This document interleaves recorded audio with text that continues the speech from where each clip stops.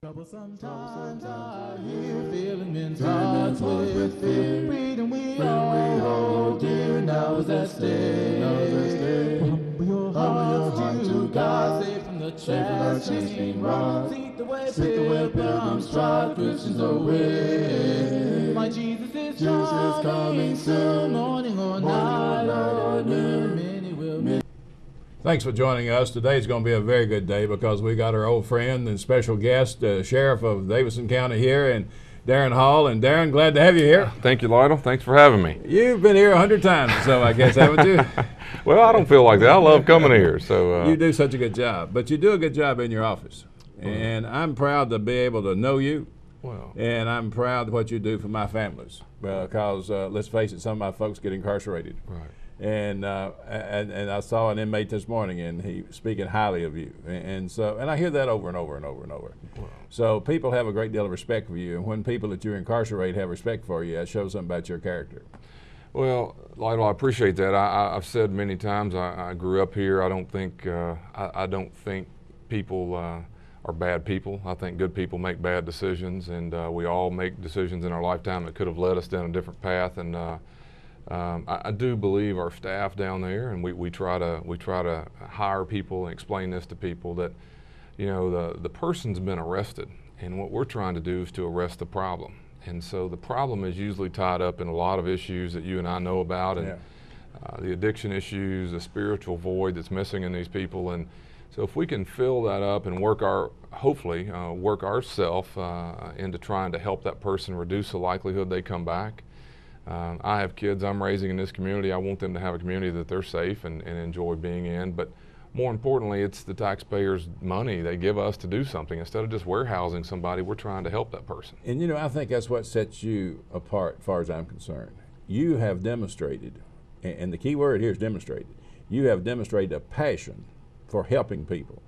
Now, I've heard you speak. You could have been a minister. You could have been a preacher because you've got real good skills. But you also have that passion. I know preachers don't even have a passion. I don't know why they're preaching. You know, they need to be incarcerated somewhere for imitating. And I may be one of them. But you have a passion to help people. I think that's what sets you apart. And you love the Nashville community, and that gives you 1, 2, 3. I'm going to put you in good shape to do what you need to do. What do people need to know in Nashville? What is it that we need to know?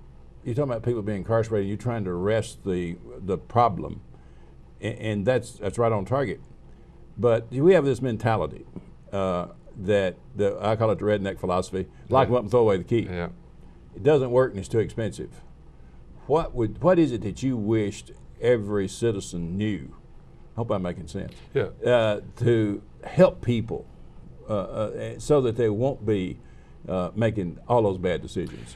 Yeah, you know, Lytle, I grew up in the Antioch area, and I've told this story before, but I read the book Helter Skelter when I was 16 years old, and you know, the Charles Manson murders and that whole situation. And to be honest with you, I probably was more fearful of it, but I was really intrigued by why that happened. And you know, here's a man that stands about 5'1", 5'2", and he led these people. I didn't realize that. Yeah, and he led these people in these horrendous acts, and really what people don't realize is he didn't do any of them.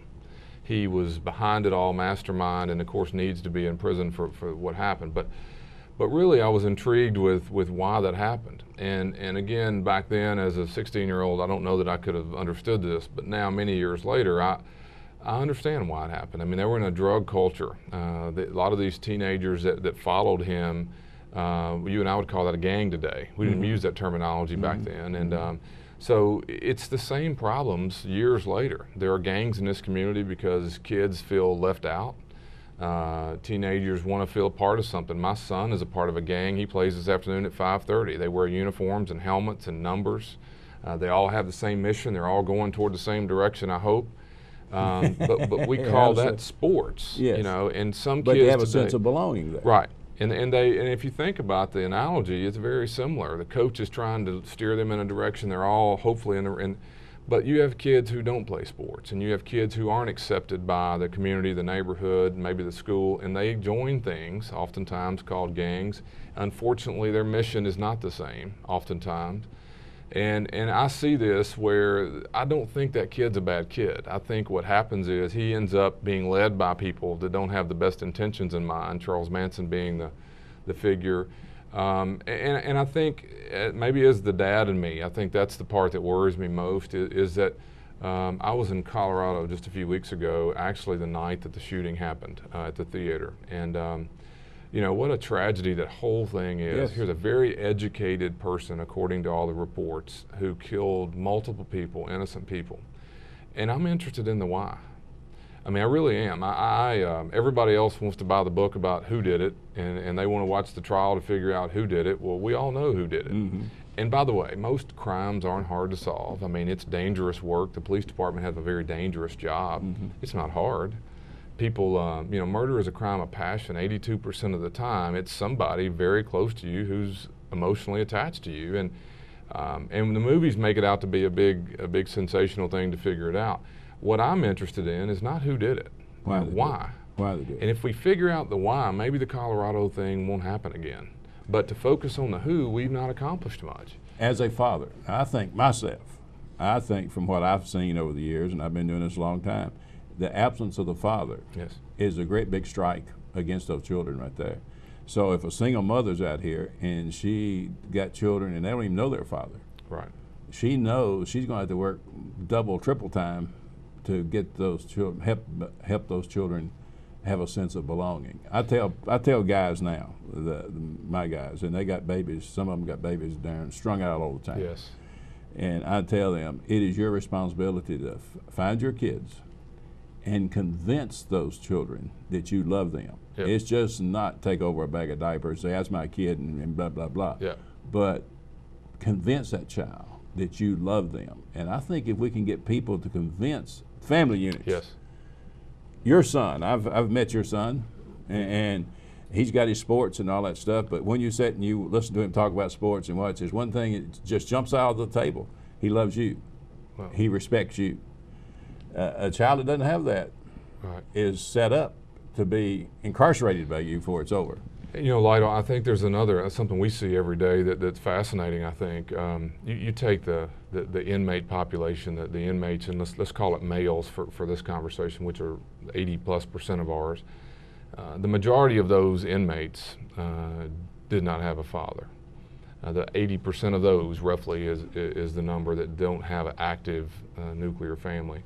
So what happens is, and here's where it shows up, we have male and female officers that are working on the floors, and let's just say right now you have 150 inmates.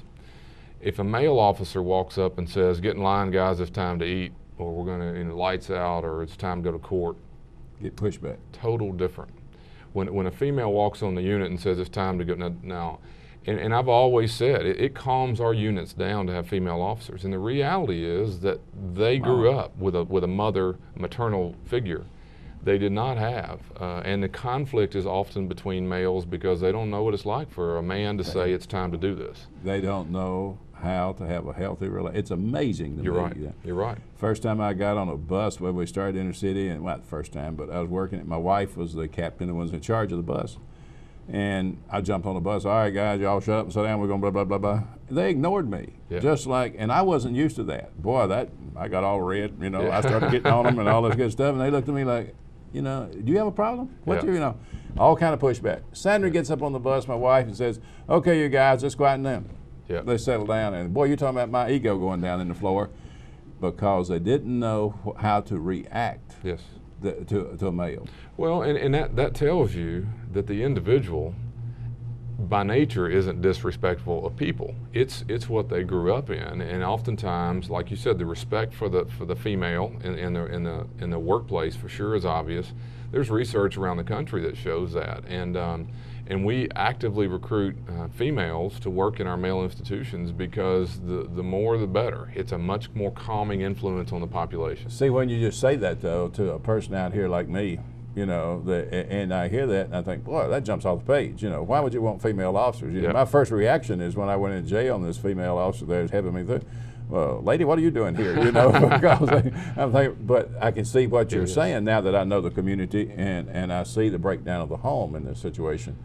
80% What'd you say? 80% of your inmates are do male? not have a male figure in there. And the way we measure that is a couple of different ways, but one indicator is that you do not have children coming to visit dads often.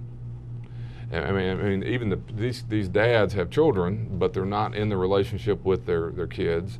The mothers visit with their children, and they're still active in their children's lives. And we've done this before, where we interview the inmates and say, how many kids do you have? Who's raising your kids? I've always been fascinated with that subject, because if you're the mother, who's raising your kids? It's usually a family member. It's usually someone helping, but the state is also doing some of that. In the male thing, they have no idea. You can ask them, I got 5 kids, but I don't even know where they are. Now, you got some information. What are you going to do with it? I mean, churches have got to be, and when you say that to me, I'm thinking churches got to get involved, because churches are that's one group's already together. You don't have to build them. And I went to one of your training seminars where you had a guy from New York come in. This is a couple of years ago. Yeah. And the man said that the thing to stop, and this is something, folks, we need to know that are paying taxes. He was asking, what is the thing? What is the one that will keep a person from being what do you call it, recidivism, go back to jail? Yep. They said it was relationships. Yep. Wasn't knowledge, wasn't academics, it was relationship. That somebody believed in that person. Yeah. What are we going to do with it now? Well, I'll tell you, and you go one step further from that we were involved, and you came out, we're very involved with this thing called Transition from Jail to Community, the TJC. And what that was studying how do you transition from the jail back into the community, and what's the most productive and the predictor of you staying out. Our research is now showing us that if we have a person, if you come and visit me 5 times, and I don't mean family member necessarily, but a person, if I have record that there is a person who cares enough about me coming in 5 times while I'm incarcerated, the likelihood that you're going to assist me when I get out is dramatically higher, because that's proven by you coming in. But it also knows that I have someone I can go to that cares enough about me and is willing to help me through it. So far, and our information is that is the line. You know, the person who shows up once or twice from a church, and I appreciate that, but that's nice for that day. But when we're talking about helping that person out, if they believe they have a mentor or a person out there they can call when they're having that trouble of getting to the job, the likelihood that you do not come back dramatically drops if we have a commitment of someone who's coming in and out of the thing. I like to say it like this. A friend of mine who retired from our agency years ago said, we need to call it meet me at the door. And what that means is when the door opens up, if there's nobody standing there to help that person who is going into the community, they're going to go back to what's comfortable. Back to the old, that's what my guys tell me. I go back and they repeat it, you know. Yep. And what are you doing back in here? And I say, after I get through laughing at them, Yeah. we sit there and talk, and we have those kind of relationships, kind of strange, but it works. And they'll all say, I got back to the community, Yeah. and I got back, and they all tell me over and over, and this peer pressure. Yeah. You know, peer pressure was a problem when I was youth minister 100 years ago. Yeah. It's still peer pressure. Yeah. And they go back to the same hood, same group, and the ones that's either not in jail or out on the street, and then they sit around and talk about when they go back in. Yeah. That is going nowhere. Now, I want to add something. And this is coming from Lytle, not Darron Hall. Darron's elected sheriff, folks. It's churches that's just come in their mind. You mean well. You're going to come in and you're going to have a Bible lesson and you're going to leave and wash your hands of what you just did. That ain't worth a dime.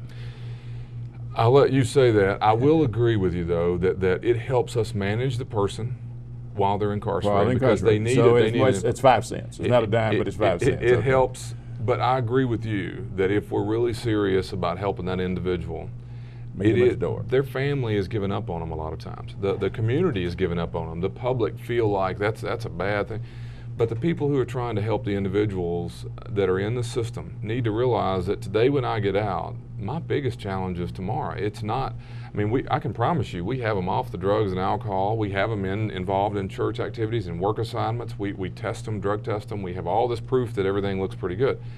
24 hours from now, when the people down the street are saying, if you'll run this down the street and sell this for $10, and if you'll move that car and you have here, no money. You have no money. And nobody to tell you that, but wait a minute. I got something for you. Right. Yeah, remember how bad that was for you. Remember how bad you felt when you were on the bottom, and your kids that are out there need you. Let's get you to XYZ for this interview, for this job. And I mean, I had lunch yesterday with a guy who's worked extensively. He's a part-time employee for us. He's worked very hard at trying to get people who are incarcerated jobs. and this doesn't sound like much, but it's a huge deal for us. He's now been able to secure the cleaning crews at the Titan Stadium for the game. So we'll go in, we'll take in people who are incarcerated, they'll go on work release, which means they get paychecks for doing this. They'll go in and work in the evenings when the ball games are all over with and clean that entire place and also the Bridgestone Arena. It's a job that allows them to have some money, that allows them to see that if I get this paycheck and maybe pay this bill and keep moving, that I won't be tempted by this $100 to deliver this dope. And for me, the community has to understand that it's not bad things that happen in bad parts of town. It's in every part of town in Nashville. And the person who, and I know a bunch of them, some of them may even be family, but they, lock them up and leave them, and the attitude of, they all feel that way until it's somebody in their family where they'll want to say, well, now. Then they're calling you, wanting to you put him in there with the real criminals. Yeah. I get that call a lot, and I say, well, wait a minute, we're all in the same system here. So some have been caught and some hadn't. Yeah, that's right, that's right. Now, you need, our community, not you, our community needs to be involved. This is a community problem. It is. We're paying for it. It is. What's it cost to incarcerate a lifetime criminal? I always say, here's a couple of good numbers. About $2 million a year when a kid today makes a decision to get in the life of crime, and that just associates a lot of the costs. It's $70 a day to house them in our jail, and you multiply that out, you're millions upon millions of dollars when that person comes in and just, returns. It's inevitable. When you're president of the United States, you're going to have to. I don't know about that. We as a community need to be educated and about we can make a difference. Our employers, yes, our business yes. people can take a chance on one or two. They can sit down with their insurance carrier and say, hey, I'm paying you $100,000 a year insurance. I'm going to hire 2 or 3 people here, and yes. we're going to take a chance. Because like you say, if we meet them at the door, yes, and can help put them in a good environment, they're not going to repeat. And if they don't repeat, our families are going to be safer. Every boy and girl in Davidson County, Darren, needs to be able to lay down at night and go to sleep in peace. That's exactly right. And not in fear.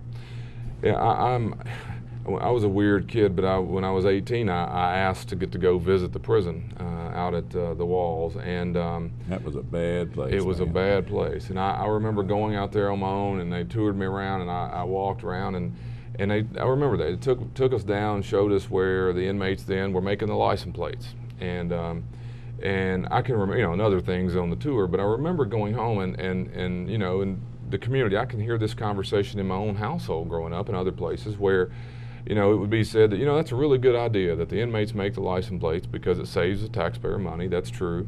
And, it was a good thing for them to do, and that's probably true too. But 30 years later, I've often thought about it that we really released a lot of addicted license plate makers, mm-hmm. because what we were trying to do as society was to make sure they were working in the prison. No one thought about when that person gets out, who's going to hire a license plate maker? That's all they really knew. If you train them in something that was something they could be marketed and hired to do, or maybe assist them with issues such as addiction or getting them lined up with the community, maybe you wouldn't have seen so many people return. But it doesn't surprise me that the person who made license plates for 5 years walks out here and doesn't know how to do anything. That's right.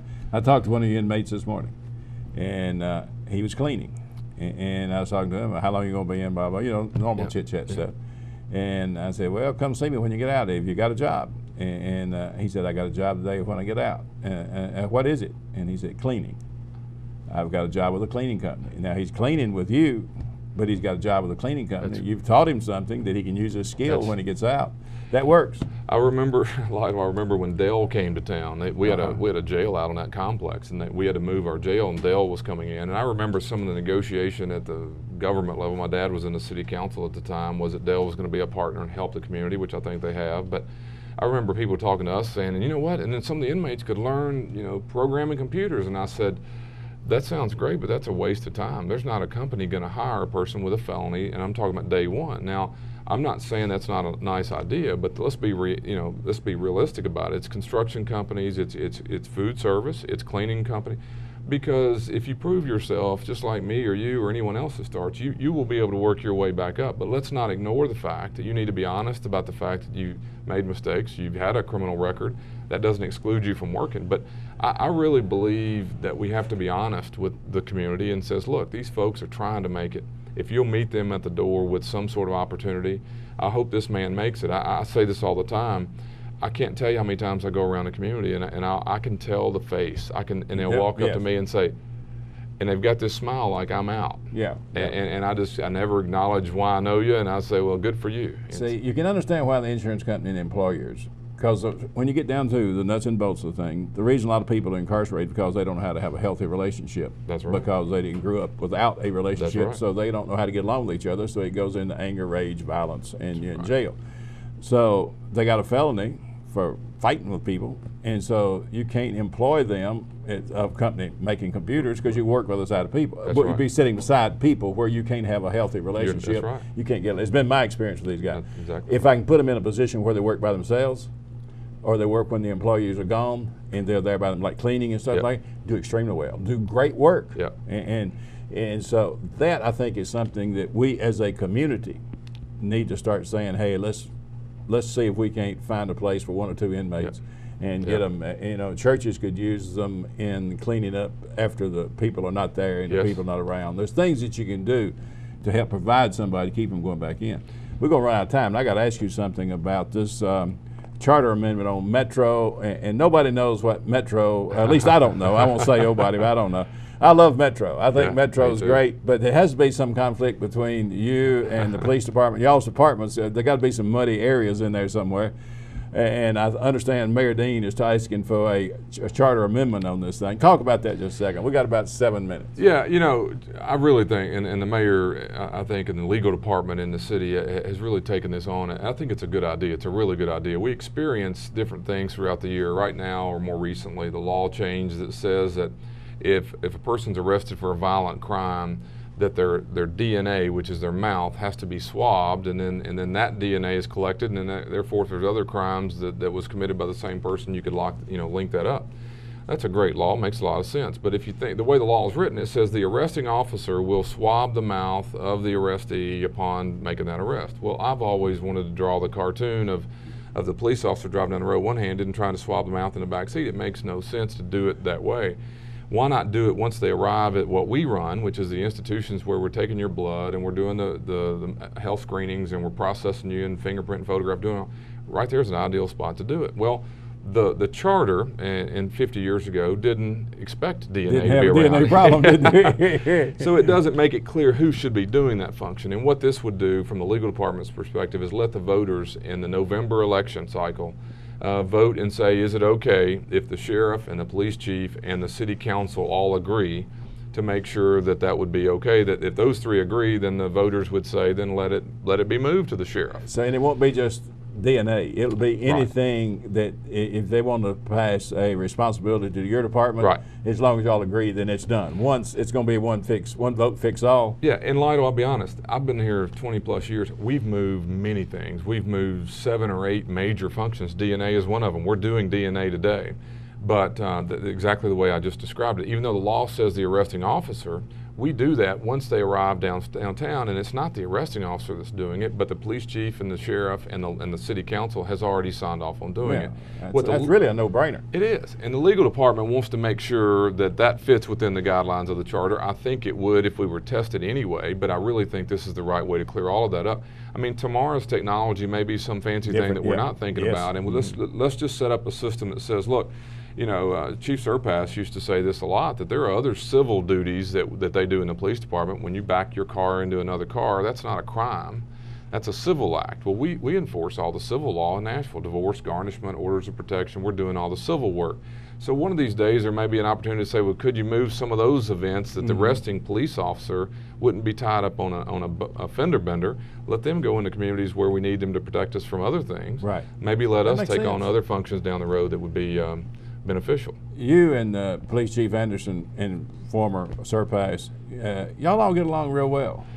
You know, I do, and I say this all the time. We call it. We go out every month. We go on our luncheon or whatever, and but we talk. You don't let anybody know where y'all go eat. No, and I tell you, it's a quiet place. I don't hear well, so we go and. But it's important, and I've said before, I think Metro is the best form of government I've ever been around, and I travel quite a bit, and part of that's because I think we have a mutual respect and understand, you know, where our lines are, and we work together when there are issues to improve. And I think this would allow the voters to say that's the right thing to do. If the police chief wants to move something and the sheriff, whoever it is, believes that they can handle that responsibility, let's move some of those things so that police can stay focused on what we really need them to do and let us go do what we need to do. And I think that's worked best, and I hope it continues. And if you come up with other things that needs to be done that would be advantageous, save money, right, and be more effective, y'all can make those decisions as you go down the road. Lyda, we save the city $4 million a year by what we've taken over from the police. That's based on what they would be paid to do it versus what our staff are paid, but also just some duplication. In 1996, we took over the entire booking room. The police don't book prisoners anymore. We book all of them for them. Back then, we booked our own, they booked their own. It was a duplicate, silly system. Didn't make any sense. Now there's one system doing it. We do not, and all those officers that were police officers in the booking room are now in your community, saving, I think, a tremendous amount of money. And so it's the right thing to do. Focus where they need to be. Right, they're See, trained. that whole strategy fits into ComStat. Yes. Wherever the increased crime is, that's where they're going to be. But then you get, we ain't got 2 minutes. Then you have a booking lab. Don't we have a booking mobile lab? unit where we go out with the police. We're in the community with them, so they're not tied up downtown all night trying to book people. That makes so much sense. It's been a huge success. Maybe one of these days we can get on here and talk about some of that, because it's helped them, it helps us, and the community, I think, is really better off for it. How long does it take for a police officer? This is something I need to ask Anderson, but and somebody's told me somewhere, one of those commanders, Alexander, somebody told me, let's say you're out at Harding Mall and you make an arrest, a police officer, and he goes downtown to get him booked before he can get back on the job, back out there. It was a long time. Yeah, I can tell you, I've been sheriff 10 years. When I started, it took the entire shift. I mean, when they'd leave and get down there, it'd be 3 to 4 hours, and again, while they're there and then getting back. Now we can do that with mobile in 23 minutes. 23 minutes. So we're plus all the gas of driving down there. Traffic, gas, parking, there's a lot of benefits to it. Sheriff, we're out of time. Well, thank you very much. I appreciate you coming. You do a good job. Well, thank you. And we're proud of you in Music City. Well, thank you. And we appreciate your passion to help people. Well, and I can tell parents, if you have children incarcerated, this man will do everything he can to help your family not be reincarcerated, because when one member of a family is incarcerated, the whole family is incarcerated to some degree, and so forth. But thanks for coming. Thank you. Good luck. Thank you for Let's everything get you together do. And go eat a burger one day. I'm in. Thanks for tuning in, folks. These are good issues that Darren's talking about, and this is our community, and we can make a difference, but it's going to take us getting involved. Let's get out of our church buildings and get out in the community where people are, and let's start helping people with their lives. That's what Jesus died for. That's what Jesus wanted us to do. And let's get involved in people's lives, because except for the circumstances, there would go you and I. Thank you for tuning in. God bless. And Sheriff, y'all take care and do good.